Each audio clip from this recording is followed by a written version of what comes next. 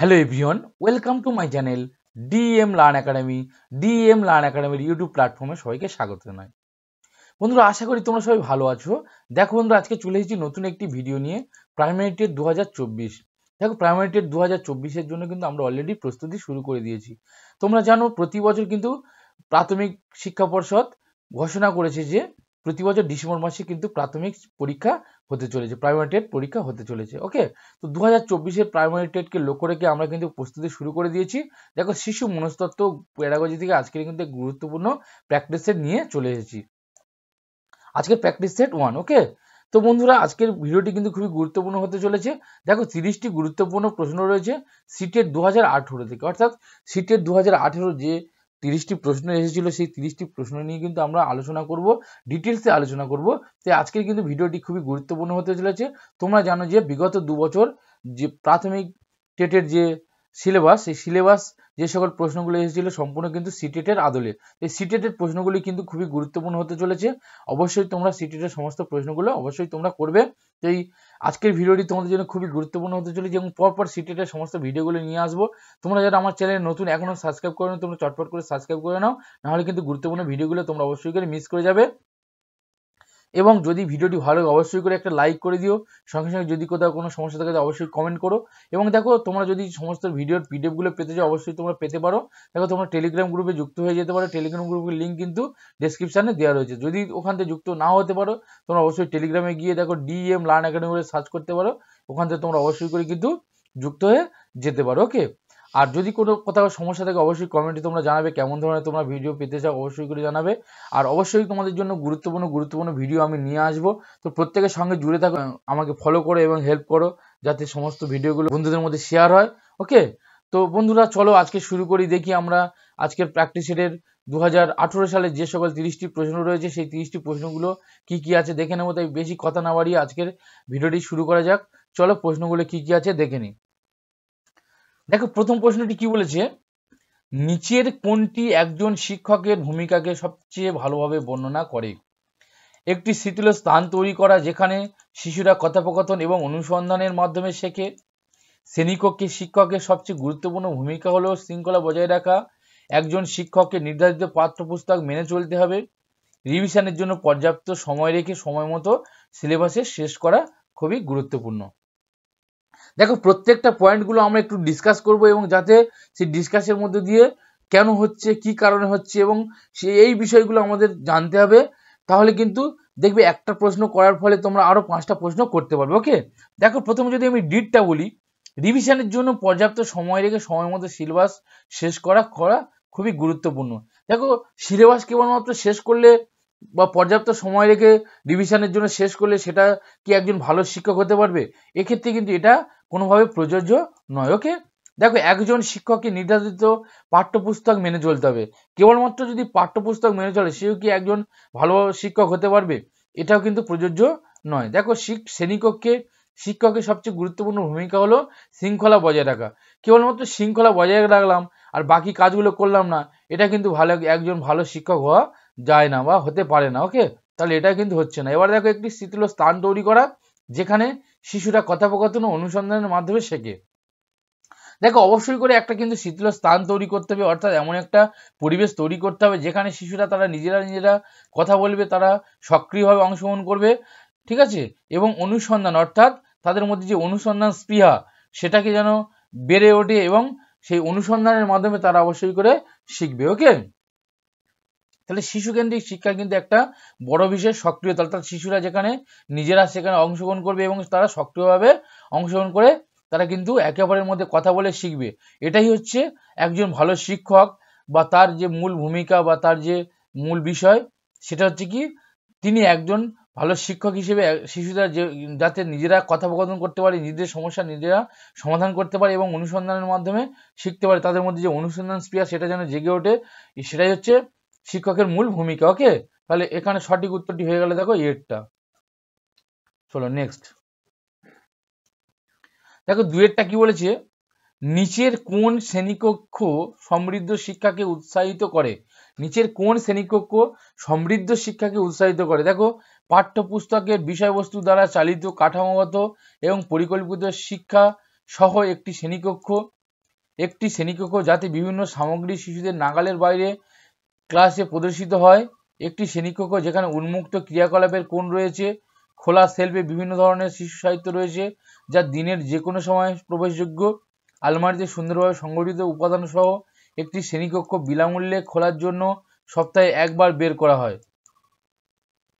তাহলে দেখো এরটা কি বলছে, পাঠ্যপুস্তকের বিষয়বস্তু দ্বারা চালিত কাঠামোগত ও পরিকল্পিত শিক্ষা সহ একটি শ্রেণীকক্ষ। দেখো কেবলমাত্র যদি পাঠ্যপুস্তকের যে সকল বিষয় রয়েছে সেই বিষয় দ্বারা চালিত কাঠামোগত বা পরিকল্পিত, শুধু কেবলমাত্র পাঠ্যপুস্তকের বিষয়ে কিন্তু শিক্ষাকে সমৃদ্ধকে উৎসাহিত করতে পারে না, শ্রেণীকক্ষের সমৃদ্ধিকে উৎসাহিত করতে পারে না, পুরোপুরিভাবে পারে না। ওকে, একটি শ্রেণীকক্ষ যাতে বিভিন্ন সামগ্রী শিশুদের নাগালের বাইরে বা ক্লাসে প্রদর্শিত হয়, অর্থাৎ যেখানে শিশুদের বিভিন্ন সামগ্রী শিশুদের নাগালের মধ্যে বা বাইরে ক্লাসে প্রদর্শিত হয়, সেটা কিন্তু এখানে কোনোভাবে প্রযোজ্য হবে না। শুধুমাত্র ক্লাসের বাইরের নাগালের, যদি শিশুদের নাগালের বাইরে ক্লাসে যদি প্রদর্শিত করা হয়, তারা কি শিখবে সেখান থেকে? কিন্তু কোন রকম ভাবে সেখানে শিক্ষাকে সমৃদ্ধ করা যাবে না।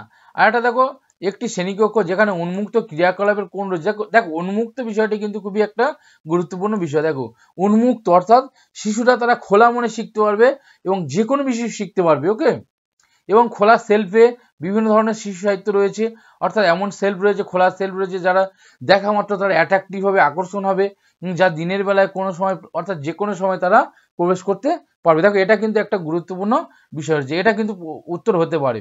এবার দেখো পরেরটা কি বলেছে, আলমারিতে সুন্দরভাবে সংগঠিত উপাদান সহ একটি শ্রেণীকক্ষ বিনামূল্যে খোলার জন্য সপ্তাহে একবার বের করা। দেখো এটা কিন্তু কোনোভাবে এখানে প্রযোজ্য হবে না। যদি সপ্তাহে একবার করে বের করা একটি সুন্দরভাবে সাজানো রয়েছে আলমারিতে কিছু বই বা উপাদান, সেগুলো শিশুদের বিনামূল্যে দেওয়া হবে সপ্তাহে একবার, এটা কিন্তু কোনোভাবে হবে না। তাহলে তাদের মধ্যে যে উন্মুক্ত ক্রিয়াকলাপ সেটা কিন্তু কোনো রকম ভাবে প্রকাশ পাবে না। ওকে, তাহলে এখানে সঠিক উত্তরটি হয়ে গেল দেখো সিটটা। একটি শ্রেণীকক্ষ যেখানে উন্মুক্ত ক্রিয়াকলাপের কোণ রয়েছে, খোলা সেলফে বিভিন্ন ধরনের শিশু সাহিত্য রয়েছে যা দিনের যে কোনো সময় তারা প্রবেশ করতে পারে। ওকে, চলো নেক্সট পরেরটা কি বলছে দেখো, নিচের কোনটি শ্রেণীকক্ষে পাঠ্যপুস্তকের ভূমিকা সবচেয়ে ভালোভাবে বর্ণনা করে? নিচের কোনটি শ্রেণীকক্ষে পাঠ্যপুস্তকের ভূমিকা সবচেয়ে, দেখো এখানে পাঠ্যপুস্তকের ভূমিকা সব থেকে ভালোভাবে বর্ণনা করে বলেছে। দেখো তারা একটি সম্পদ অনাহারী প্রেক্ষাপটে সবচেয়ে প্রয়োজনীয় শিক্ষার সংস্থান গঠন করে। তারা ক্লাসে উপলব্ধ সম্পদ ও রেফারেন্স উপকরণগুলির মধ্যে একটি। তারা জাতির একটি রাষ্ট্র জুড়ে শিক্ষার ক্ষেত্রে একতা বজায় রাখে। তারা অধ্যয়নের কোর্স সম্পর্কে শিক্ষক ও অভিভাবকদের নির্দেশিকা প্রদান করে। দেখো এখানে অভিভাবকদের যে নির্দেশিকা প্রদান করে বা শিক্ষক সম্পর্কে কোনো নির্দেশিকা প্রদান করে, এটা কিন্তু শ্রেণীকক্ষের পাঠ্যপুস্তকের কোনো ভূমিকা নয়। তাহলে এটাকে আমরা প্রথম বাদ দেব। তারপর দেখো তারা জাতির একটি রাষ্ট্র জুড়ে শিক্ষার ক্ষেত্রে একতা বজায় রাখে। শিক্ষার ক্ষেত্রে কি হচ্ছে, রাষ্ট্র জুড়ে একতা বজায় রাখে পাঠ্যপুস্তক, এটা কিন্তু নয়। দেখো তারা ক্লাসে উপলব্ধ সম্পদ ও রেফারেন্স উপকরণগুলির মধ্যে একটি। এই ক্লাসের মধ্যে একটা বিভিন্ন যে সকল সম্পদ রয়েছে, চেয়ার টেবিল বই খাতা থেকে শুরু করে অন্যান্য সামগ্রী এবং রেফারেন্স করা হয় যে সকল বই উপকরণগুলি, সেগুলির মধ্যে একটি। এটা কিন্তু কোনোভাবে আমরা গ্রহণযোগ্য করতে পারি না। দেখো তারা একটি সম্পদ অর্থাৎ তারা একটা সম্পদ যেখানে অনাহারী প্রেক্ষাপটে সবচেয়ে প্রয়োজনীয় শিক্ষার সংস্থান গঠন করে।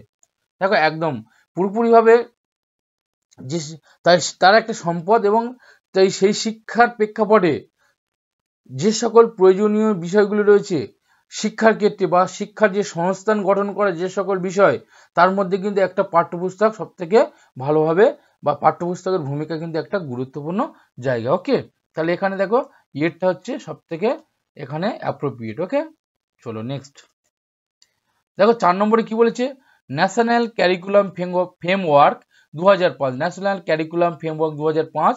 এটা দেখো জ্ঞানীয় তত্ত্ব, মানবতাবাদ, আচরণবাদ, গঠনবাদ থেকে এটির উপলব্ধি হয়েছে।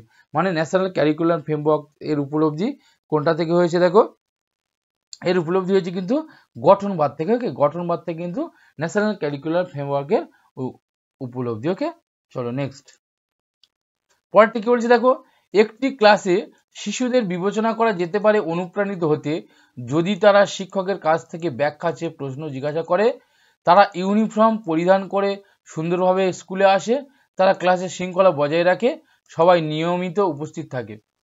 অর্থাৎ একটি ক্লাসে শিশুদের বিবেচনা করে যেতে পারে যে তারা অনুপ্রাণিত হচ্ছে। কিভাবে বুঝবো যে তারা অনুপ্রাণিত হচ্ছে? দেখো, সবাই নিয়মিত ক্লাসে উপস্থিত থাকে। যে কেবলমাত্র সবাই নিয়মিত যদি ক্লাসে উপস্থিত থাকে তাহলে তারা অনুপ্রাণিত হচ্ছে কি আমরা বুঝতে পারবো? এটা কিন্তু কোনোভাবেই পারি না আমরা। দেখো, তারা ক্লাসের শৃঙ্খলা বজায় রাখে। শৃঙ্খলা বজায় রাখলে যে তারা অনুপ্রাণিত হচ্ছে এরকম কোনো বিষয় নয়। তারা ইউনিফর্ম পরিধান করে সুন্দরভাবে স্কুলে আসে, এটাও কিন্তু কোনোভাবে প্রযোজ্য নয়। দেখো, যদি তারা শিক্ষকের কাছ থেকে ব্যাখ্যা চেয়ে প্রশ্ন জিজ্ঞাসা করে, একদম এটা কিন্তু সব থেকে গুরুত্বপূর্ণ জায়গা। দেখো, যদি শিক্ষকের কাছে তারা কোনো বিষয়ের ব্যাখ্যা চায়, অর্থাৎ কেন হচ্ছে এটা, কি কারণে হচ্ছে, কেন যাব, এই যে জিনিসগুলো, ঠিক আছে স্যার ওটা কি হয়েছে বা কি কারণে হয়েছে, যখন তারা কোনো বিষয়ের একটা ব্যাখ্যা চাইবে বা জানতে চাইবে বিষয়টা কি বা কিভাবে হচ্ছে, কেন হলো, তাদের মধ্যে যদি এই যে মনে একটা কৌতূহল প্রশ্ন জেগে উঠবে, তখন কিন্তু আমরা বলতে পারি যে তারা কিন্তু অনুপ্রাণিত হচ্ছে। ঠিক আছে, তাহলে এখানে সঠিক উত্তরটি হয়ে গেল এরটা। চলো নেক্সট, পরেরটা বলছে শিশুদের শেখার উন্নতির জন্য নিচের কোনটি সবচেয়ে উপযুক্ত? শিশুদের শেখার উন্নতির জন্য নিচের কোনটি উপযুক্ত? দেখো, শিক্ষকের উচিত শিশুদের বাস্তব জীবনের পরিস্থিতিতে একে অপরের সাথে যোগাযোগ করতে সাহায্য করা। দেখো, এটা কিন্তু খুবই একটা গুরুত্বপূর্ণ বিষয়। কারণ দেখো, শিক্ষকের উচিত অবশ্যই শিশুদেরকে বাস্তব জীবনে তাদেরকে বাস্তবমুখী করে তুলতে হবে এবং বাস্তব জীবনের যে পরিস্থিতি, সেই পরিস্থিতি তাকে চলার জন্য কিন্তু তাকে তৈরি করতে হবে, প্রস্তুত করতে হবে, এবং তারা একে অপরের মধ্যে যে সহযোগিতা বা যোগাযোগের যে ভাবনা, সেই জিনিসটা কিন্তু তাদের মধ্যে অবশ্যই করে তুলে ধরতে হবে। এখানে দেখো, একদম প্রথম যে প্রশ্নর অপশানটা রয়েছে, ঠিক আছে, সেটা এখানে কিন্তু অবশ্যই করে সঠিক হয়ে যাচ্ছে। তারপরে দেখো, নিয়মিত মূল্যবান পরীক্ষা পরিচালনার কোনো বিষয় নয়। শিক্ষককে বিভিন্ন উদাহরণ ও চিত্র ব্যবহার করে বিষয় ব্যাখ্যা করতে হবে। হ্যাঁ, এটা উদাহরণ চিত্র ব্যবহার করে ব্যাখ্যা করতে হবে, কিন্তু যে এর মধ্যে যে শেখার উন্নতি হবে, পুরোপুরিভাবে উন্নতি হবে, এটা কিন্তু বলা যায় না। দেখো, প্যাডাগজিতে এই প্রশ্নগুলো কিন্তু একে অপরের গায়ে গায়ে, অর্থাৎ কোনটা হবে, এটা না ওটা, ওটা না সেটা, অর্থাৎ সবই কিন্তু সঠিক উত্তর প্রায়, কিন্তু তার মধ্যে অ্যাপ্রোপ্রিয়েট কোনটা, সেই অ্যাপ্রোপ্রিয়েটটা কিন্তু তোমাদেরকে অবশ্যই বেছে নিতে হবে। দেখো, ক্লাসে সব ধরনের শেখার উপাদান থাকতে হবে। হ্যাঁ, থাকতে হবে, কিন্তু সব থেকে এখানে দেখো, শিক্ষকের উচিত যে বাস্তবমুখী শিশুকে বাস্তবমুখী করে তুলতে হবে, তাকে বাস্তবে একে অপরের মধ্যে যোগাযোগ তৈরি করতে হবে, সে কিভাবে সহযোগিতা করতে পারে, একে অপরে আগামী দিন চলতে পারে, সেই জায়গাটা কিন্তু গঠন করতে হবে। ওকে, চলো নেক্সট। দেখো, শিক্ষার পরিবেশে যে শৃঙ্খলার একটি গুরুত্বপূর্ণ ভূমিকা রয়েছে তা এমন ধরনের যা বলেছে, শিক্ষার পরিবেশে শৃঙ্খলার একটি গুরুত্বপূর্ণ ভূমিকা রয়েছে। শৃঙ্খলার একটা গুরুত্বপূর্ণ ভূমিকা রয়েছে, সেটা কোন ধরনের? দেখো, বাচ্চাদের তাদের পাঠ মুখস্থ করতে সাহায্য করে, বাচ্চাদের তাদের নিজস্ব শেখার নিয়ন্ত্রণ ও নিরীক্ষণ করতে, নিরাপত্তা তৈরি করতে শিক্ষকদের দেওয়া নির্দেশাবলী। দেখো, নির্দেশাবলীটা শৃঙ্খলার মধ্যে আসে না। ওকে, নিরাপত্তা তৈরি করতে, তারা যে নীরব থাকবে, শুধু কেবলমাত্র নীরব থাকবে, সেজন্য কি শৃঙ্খলা? না, এটা কোনো কিন্তু কেবলমাত্র শৃঙ্খলার ক্ষেত্রে মানে তার সমস্ত দিক থেকে সে শৃঙ্খলিত হবে, সে নিজেকে নিয়ন্ত্রণ করবে, শেখার ক্ষেত্রে নিয়ন্ত্রণ করবে এবং কোনো বিষয়কে সে উপলব্ধি করতে পারবে, সেটা হচ্ছে মূল বিষয় এখানে শৃঙ্খলা বলতে আমরা যেটা বুঝি। ওকে, দেখো, পাঠ মুখস্থ করার বিষয়টা কিন্তু এখানে শৃঙ্খলার মধ্যে আসে না। দেখো, প্রত্যেকটা কিন্তু একে অপরের মধ্যে সামঞ্জস্যপূর্ণ, কিন্তু আমাদের এখানে সব থেকে অ্যাপ্রোপ্রিয়েট কোনটা? দেখো, বাচ্চাদের তাদের নিজস্ব শেখার নিয়ন্ত্রণ, অর্থাৎ তারা নিজে শিখতে পারবে, তারা একে অপরের পরস্পর নিরীক্ষণ করতে পারবে, কোনো বিষয় নিজেদের মধ্যে একটা নিয়ন্ত্রণ আনতে পারবে পড়াশোনার ক্ষেত্রে, এটা হচ্ছে এখানে গুরুত্বপূর্ণ বিষয়। তাহলে বাচ্চাদের তাই নিজস্ব শেখার নিয়ন্ত্রণ ও নিরীক্ষণ করতে হবে। ওকে, চলো নেক্সট। পরেরটা দেখো, বংশগতি এবং পরিবেশের ভূমিকা সম্পর্কে নিম্নলিখিত বিবৃতিগুলির মধ্যে কোনটি সত্য? দেখো, বংশগতি ও পরিবেশের যে ভূমিকা, এই যে নিচে কতগুলো দেখা যায় অপশন দেওয়া আছে, এর মধ্যে কোনটি সত্য বলেছে? দেখো, পরিবেশ শুধুমাত্র শিশুর ভাষার বিকাশে গুরুত্বপূর্ণ ভূমিকা পালন করে। উন্নয়নের কিছু দিক বংশগতি দ্বারা বেশি এবং অন্যরা পরিবেশ দ্বারা প্রভাবিত হয়। একটি শিশু শেখার ও সম্পাদনা করার ক্ষমতা সম্পূর্ণরূপে জিন দ্বারা নির্ধারিত হয়। ভালো যত্ন পুষ্টিকর খাদ্য শিশু জন্মের যে কোনো ব্যাধির বিরুদ্ধে লড়াই করতে পারে। অবশ্যই লড়াই করতে পারে যত্ন, কিন্তু এখানে বংশগতি আর পরিবেশটা যে ভূমিকা, সেটা কিন্তু এখানে এটা অ্যাপ্রোপ্রিয়েট নয়। দেখো একটি শিশু শেখার ও সম্পাদনা করার ক্ষমতা জিন দ্বারা কেবলমাত্র জিন দ্বারা নির্ধারিত কিন্তু হয় না, সেখানে পরিবেশেরও ভূমিকা রয়েছে, তাহলে এটাও কিন্তু আমরা নেব না। এবার যে উন্নয়নের কিছু দিক বংশগতি দ্বারা বেশি এবং অন্যরা অবশ্যই দেখো বংশগতি দ্বারা বেশি কিন্তু প্রভাবিত হয় এবং অন্যান্যরা পরিবেশ অন্য যেগুলো রয়েছে অন্য যে দিকগুলো রয়েছে সেগুলো কিন্তু পরিবেশ দ্বারা প্রভাবিত হয়। তাহলে এখানে সঠিক উত্তরটা হয়ে গেল দেখো বিটটা। ওকে, চলো নেক্সট পরেরটা দেখো বলেছে নিম্নলিখিত বিবৃতিগুলির মধ্যে কোনটি পাইগেটের তত্ত্বের জন্য দায়ী করা যায় না, কোনটা পাইগেটের তত্ত্বের জন্য দায়ী করা যায় না বলেছে। ওকে, দেখো বলেছে শিশুরা তাদের পরিবেশের উপর কাজ করে, অবশ্যই পাইগেটের তত্ত্বে কিন্তু শিশুরা তাদের পরিবেশের উপরে কাজ করে। উন্নয়ন গুণগত পর্যায়ে ঘটে, শিশুরা তাদের বিশ্ব সম্পর্কে জ্ঞান তৈরি করে এবং ব্যবহার করে, অবশ্যই এটা ঠিক আছে। ধ্রুবক অনুশীলনের মাধ্যমে শেখা হয়, এটাও ঠিক আছে। কিন্তু দেখো উন্নয়ন গুণগত পর্যায়ে ঘটে, অর্থাৎ গুণগত পর্যায়ে উন্নয়ন যে ঘটে সেটা কিন্তু পাইগেটের তত্ত্বের জন্য দায়ী করা যায় না। ওকে, তাহলে এখানে সঠিক উত্তরটি কি হয়ে গেল দেখো বিটটা, সঠিক উত্তরটি হয়ে গেল বিটটা। ওকে, চলো নেক্সট 10 নম্বর প্রশ্ন কি বলেছে, নিচের কোনটি প্রি অপারেশনাল চিন্তা সীমাবদ্ধতা নয়? সীমাবদ্ধতা নয় বলছে, প্রি অপারেশনাল চিন্তা সীমাবদ্ধতা নয়। দেখো অপরিবর্তনীয়তা, মনোনিবেশ করার প্রবণতা, প্রতীকী চিন্তার বিকাশ, অহংকেন্দ্রিকতা। এবার এর মধ্যে আমরা সীমাবদ্ধতা কোনগুলো দেখব আর কোনটি সীমাবদ্ধ নয় বলেছে। দেখো দেখো অপরিবর্তনীয়তা, অবশ্যই এটা কিন্তু সীমাবদ্ধ। ওকে, এবার সীমাবদ্ধতা নয় বলেছে, কোনটা নয়? প্রতীকী চিন্তার বিকাশ, এটাও কিন্তু সীমাবদ্ধতা, অহংকেন্দ্রিকতা। আর সীমাবদ্ধ নয় কোনটা? মনোনিবেশ করার প্রবণতা, অর্থাৎ মনোনিবেশ করার প্রবণতার ক্ষেত্রে কিন্তু কোনো রকম সীমাবদ্ধতা থাকে না। ওকে, এটা সীমাবদ্ধতা নয়। চলো নেক্সট পরেরটা বলেছে ছোট বাচ্চাদের খেলার বিকাশে গুরুত্বপূর্ণ ভূমিকা রয়েছে নিম্নলিখিত কারণগুলি ছাড়া। কোন কারণগুলি ছাড়া খেলার বিকাশে গুরুত্বপূর্ণ ভূমিকা রয়েছে? দেখো তারা নতুন দক্ষতা অর্জন করে, অবশ্যই খেলার ক্ষেত্রে নতুন দক্ষতা অর্জন করে, কখন সেগুলি ব্যবহার করতে হবে তাও শিখে যায়, অবশ্যই এটাও ঠিক আছে। তাহলে কোন কারণটা ছাড়া বলেছে এখানে? তারা তাদের শরীরের উপর আয়ত্ত অর্জন করতে পারে, অবশ্যই আয়ত্ত অর্জন করতে পারে তারা। এটি তাদের ইন্দ্রিয়কে উদ্দীপিত করে, অবশ্যই খেলার কিন্তু একটা তাদের ইন্দ্রিয়কে উদ্দীপিত করে। দেখো এটি সময় কাটানোর একটি আনন্দদায়ক উপায়, কেবলমাত্র কিন্তু এটা সময় কাটানোর একটি আনন্দদায়ক উপায় নয়। তাহলে এটা কিন্তু এটা ছাড়া, বা তাহলে এটা কিন্তু হবে না, অর্থাৎ আমাদের সঠিক উত্তরটা কি লিখলাম যে এটি সময় কাটানোর একটি আনন্দদায়ক উপায়, এই কারণটা ছাড়া কিন্তু সবকটা খেলার বিকাশের একটা গুরুত্বপূর্ণ ভূমিকা রয়েছে। ওকে, চলো নেক্সট 12 নম্বর প্রশ্ন বলেছে নিচের কোনটি প্রশ্নটি শিশুদের সমালোচনামূলক চিন্তা করার আমন্ত্রণ জানায়? নিচের কোন প্রশ্নটি শিশুদের সমালোচনামূলক চিন্তা করার আমন্ত্রণ জানায়? সমালোচনা অর্থাৎ বিষয়টা নিয়ে সমালোচনা করবে, সে এমন চিন্তা করবে, সেই বিষয়টা কোন প্রশ্নের মধ্যে আমরা উপলব্ধি করতে পারি? দেখো আমরা সমাধান করতে পারি এমন বিভিন্ন উপায় কি এই? আপনি এর উত্তর জানেন? সঠিক উত্তরটি কি? আপনি কি অনুরূপ পরিস্থিতির কথা ভাবতে পারেন? দেখো অনুরূপ পরিস্থিতির কথা ভাবতে পারেন, আর সঠিক উত্তরটি কি? এটা কিন্তু সমালোচনামূলক চিন্তা এর মধ্যে আসে না। সঠিক উত্তরটি কি? তাহলে এটা কিন্তু আমরা বাদ দেব। আর অনুরূপ পরিস্থিতির কথা ভাবতে পারেন, এটাও কিন্তু এখানে প্রযোজ্য নয়। অনুরূপ পরিস্থিতির কথা ভাবলে কি একটা সমালোচনা আসবে? আসবে না। আপনি কি এর উত্তর জানেন? হ্যাঁ কি জানি কি, হ্যাঁ না, এটা কি বলা যেতে পারে? তাহলে এটা কিন্তু সমালোচনা এর ক্ষেত্রে আসে না। এবার দেখো আমরা সমাধান করতে পারি এমন বিভিন্ন উপায় কি এই? দেখো যে একটা উত্তর বা একটা বিষয় সমাধানের যে বিষয়টা, যে আমরা এই সমাধান করতে পারি, এর উপায়টা কি? এর বিভিন্ন উপায়টা কি এই, বা এইভাবে কি আমরা সমাধান করতে পারি? তাহলে একটা দুটো তিনটে যে বিষয় তখন আসবে, বিভিন্ন উপায় বলেছে, অর্থাৎ সেই বিভিন্ন উপায়ের মধ্যে কিন্তু তারা সমালোচনা করতে পারবে, এটা ঠিক না ওটা ঠিক, সেই বিষয়টা কিন্তু তারা সমালোচনার জায়গা তৈরি করতে পারবে। ঠিক আছে,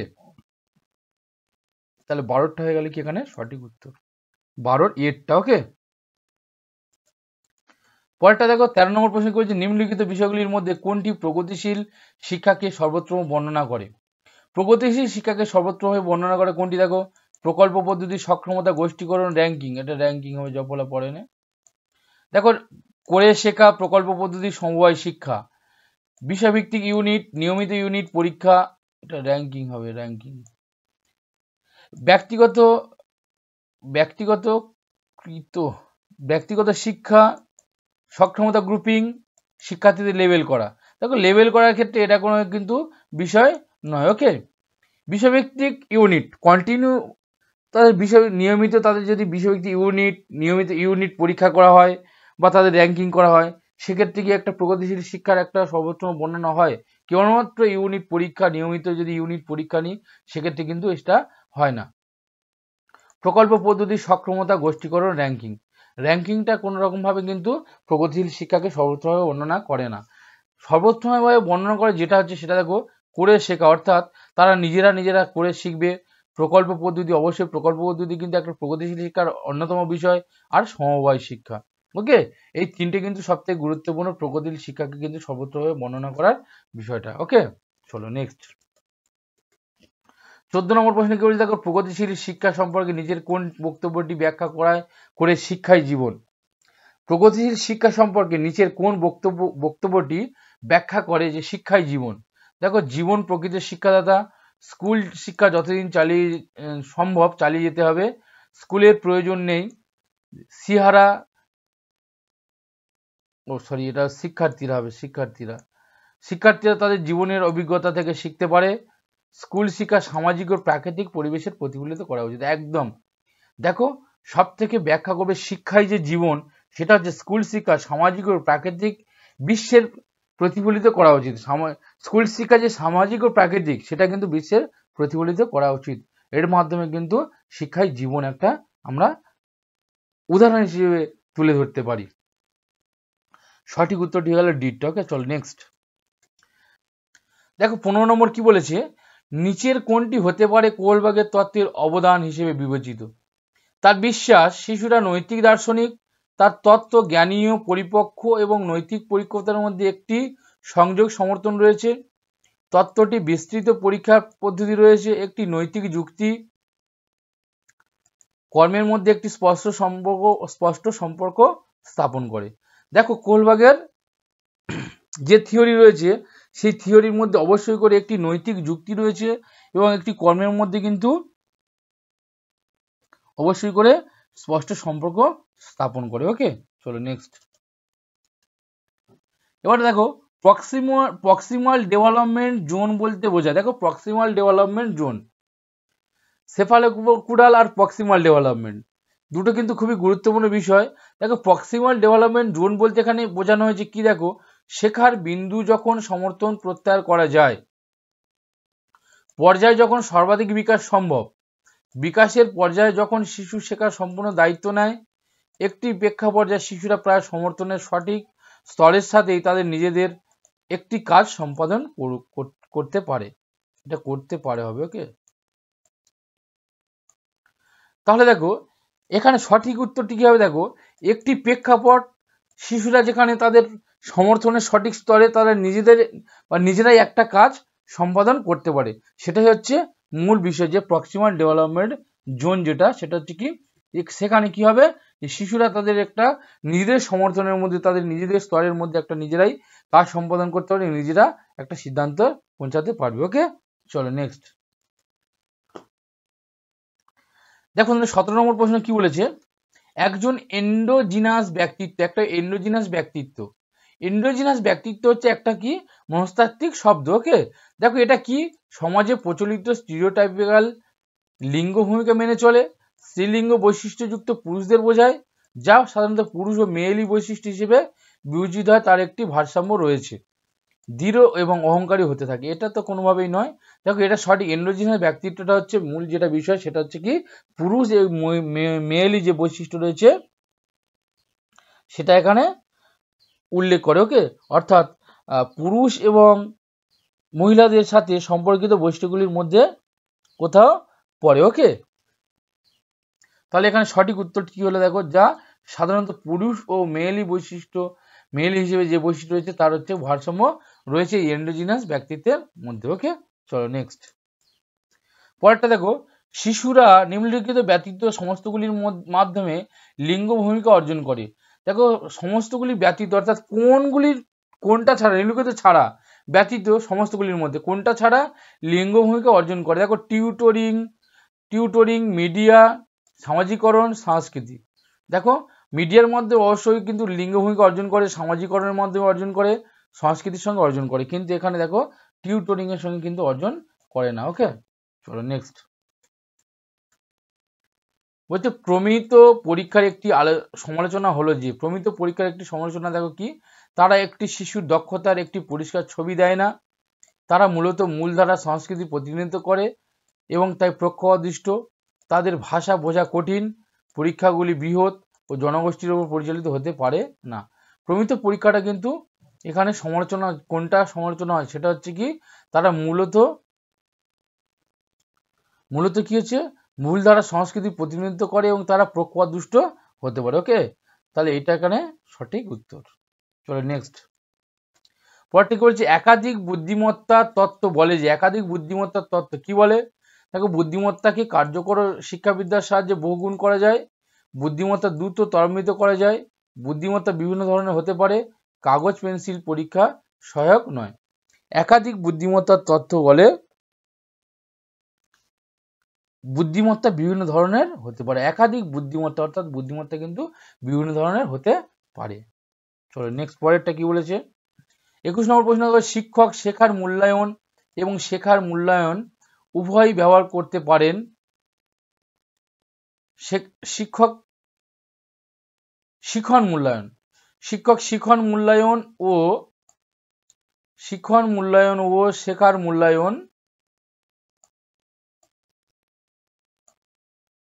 মূল্যায়ন উভয় ব্যবহার করতে পারেন। শিশুর অগ্রগতি নিরীক্ষণ করতে, তাদের শেখার ফাঁক পূরণের উপযুক্ত লক্ষ্য নির্ধারণ করতে, শিশুদের অগ্রগতি কৃতিত্ব স্তর জানতে, শিশুর শেখার প্রয়োজনীয়তা জানতে, শেখানোর কৌশল নির্বাচন পারেন তদনুসারে, পর্যায়ক্রমিক বিরতিতে শিশুর কর্মক্ষমতা মূল্যায়ন করুন এবং তার কর্মক্ষমতা প্রত্যায়িত করুন। দেখো এই যে শেখার মূল্যায়ন ও শিখন মূল্যায়ন সেটা ব্যবহার করে শিশুর যে অগ্রগতি এবং তার যে কৃতিত্ব অর্থাৎ সে কতটা অর্জন করেছে সেই বিষয়টা কিন্তু অবশ্যই জানতে কিন্তু এই মূল্যায়নটা ব্যবহার করা হয়। ওকে, সঠিক উত্তরটি হয়ে গেল কি বিটা। চলো নেক্সট। বলছে নিচের কোনটি ক্রমাগত ব্যাপক মূল্যায়নের সাথে সম্পর্কিত, নিচের কোনটি ক্রমাগত ব্যাপক মূল্যায়নের সাথে সম্পর্কিত। দেখো শিশুদের ধীর, দরিদ্র বা বুদ্ধিমান হিসেবে লেবেল করা দরকারি, এটা কিন্তু কোনোভাবেই নয়। এটি ভারতের শিক্ষার অধিকার আইন দ্বারা বাধ্যতামূলক করা হয়েছে। দেখো ক্রমাগত ব্যাপক মূল্যায়ন অবশ্যই কিন্তু শিক্ষার অধিকার ও আইন দ্বারা বাধ্যতামূলক করা হয়েছে। এটি শেখানোর প্রক্রিয়ার একটি অবিচ্ছেদ্য অংশ। এটি বিভিন্ন শিক্ষার ক্ষেত্রে শিশুদের অর্জনের উপর দৃষ্টি নিবদ্ধ করে, এটা তো নয় কোনোভাবেই। দেখো তাহলে এটা হচ্ছে কি ক্রমাগত ব্যাপক মূল্যায়নের সাথে সম্পর্কিত, সেটা হচ্ছে কি এটি কিন্তু শিক্ষার অধিকার আইন দ্বারা বাধ্যতামূলক করা হয়েছে। চলো নেক্সট। 23 নম্বর প্রশ্ন কি বলেছে, দেখো শিশুদের মধ্যে প্রতিভা দায়ী করা যেতে পারে। শিশুদের মধ্যে প্রতিভা দায়ী অর্থাৎ প্রতিভা, তার মধ্যে যে প্রতিভা গড়ে উঠেছে সেটা আমরা কিভাবে বুঝতে পারবো, কিভাবে দায়ী করতে পারবো, একটি সুশৃঙ্খল রুটিন, বংশগতি পরিবেশের মধ্যে একটি ইন্টারপ্লে, একটি সম্পদ সমৃদ্ধ পরিবেশ, সফল পিতামাতা তো কেবলমাত্র প্রতিভার জন্য দায়ী নয়। এখানে সব থেকে গুরুত্বপূর্ণ যে বিষয়টি সেটি হচ্ছে কি, দেখো প্রতিভা দায়ী করা যেতে পারে। শিশুর মধ্যে প্রতিভা গড়ে তোলার পিছনে যেটা দায়ী আছে সেটা হচ্ছে কি তার বংশগতি এবং পরিবেশের মধ্যে একটা ইন্টারপ্লে, অর্থাৎ শিশুর যে বংশে বা যে জিনগতভাবে সে যেভাবে জন্মগ্রহণ করেছে এবং তার যে একটা নিজস্ব পরিবেশ রয়েছে, সেই পরিবেশের মধ্যে সে জিনগতভাবে একরকম ভাবে গড়ে উঠতে পারে, কিন্তু তার যে পরিবেশ আছে সেই পরিবেশের মধ্যে সে যখন ইন্টারপ্লে করবে অর্থাৎ অভিযোজন করবে, সেই অভিযোজনের মধ্যে তখন তার মধ্যে কিন্তু একটা অন্যরকম প্রতিভা সৃষ্টি হবে। ওকে, তাহলে এখানে যে প্রতিভা দায়ী হতে পারে সেটা হচ্ছে কি বংশগতি ও পরিবেশের মধ্যে একটি ইন্টারপ্লে। চলো নেক্সট।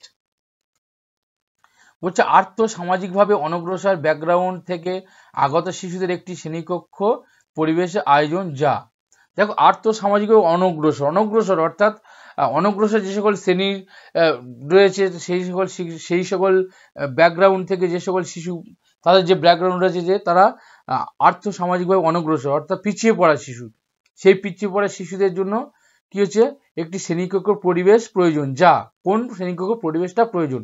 দেখো তোমরা যারা আমার চ্যানেল নতুন এখনো সাবস্ক্রাইব করে তোমরা চটপট করে সাবস্ক্রাইব করে নাও, আর যদি ভিডিওটি ভালো লাগে অবশ্যই একটা করে লাইক অবশ্যই তোমরা দেবে।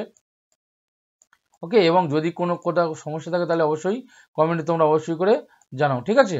দেখো তাহলে বলেছে শিশুদের তাদের ক্ষমতার উপর ভিত্তি করে শ্রেণীবদ্ধ করে, তাদের ক্ষমতার উপর ভিত্তি করে বা দক্ষতার উপর ভিত্তি করে শ্রেণীবদ্ধ করে, তাদের ভালো আচরণ শেখায়।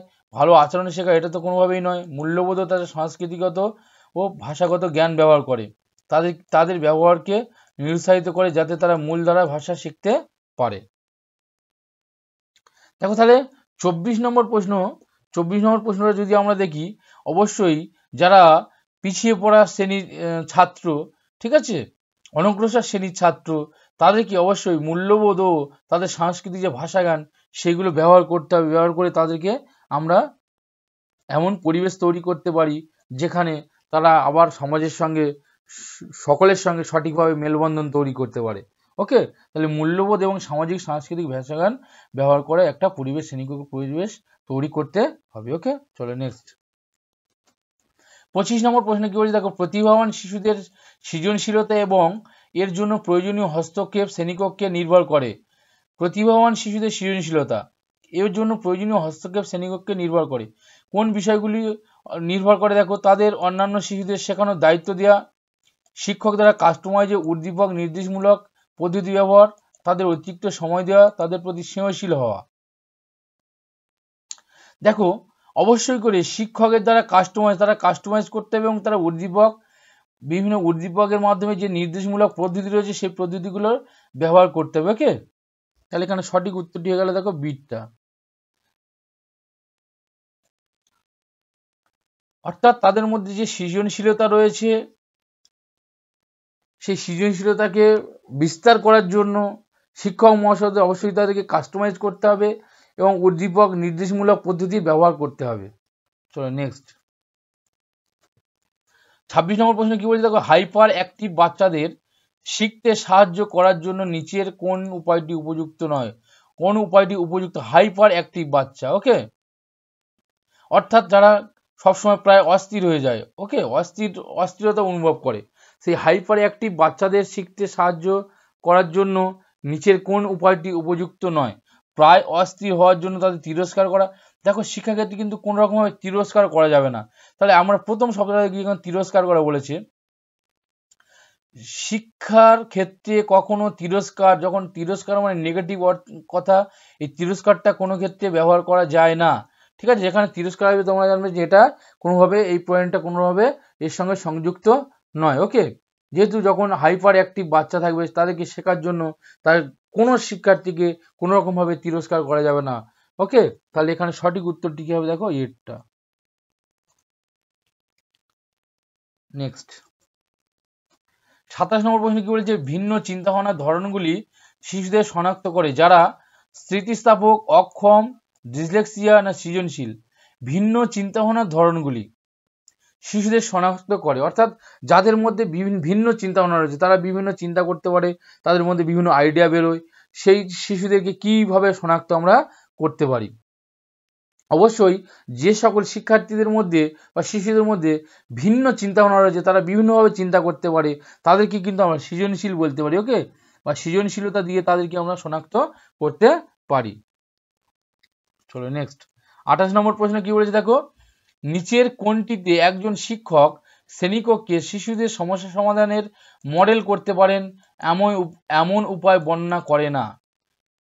নিচের কোনটিতে, অর্থাৎ নিচের যে সকল অপশনগুলি রয়েছে এর কোনটিতে একজন শিক্ষক শ্রেণীকক্ষে শিশুদের সমস্যা সমাধানের মডেল করতে পারে না? দেখো, অভিন্ন উত্তর সহ প্রশ্ন জিজ্ঞাসা করুন, একটি নির্দিষ্ট সমস্যা সমাধানের বিষয়ে আপনার চিন্তাভঙ্গি নিয়ে আলোচনা করুন। অবশ্যই এটা কিন্তু বর্ণনা করতে পারে। সমস্যা সমাধান করার সময় ভুল করার বিষয়ে সৎ হন, অবশ্যই এটা সৎ হতে হবে। চিন্তা, ধারণা, বিচার, বিভিন্ন উত্তরের মতো শব্দভাণ্ডার ব্যবহার করুন।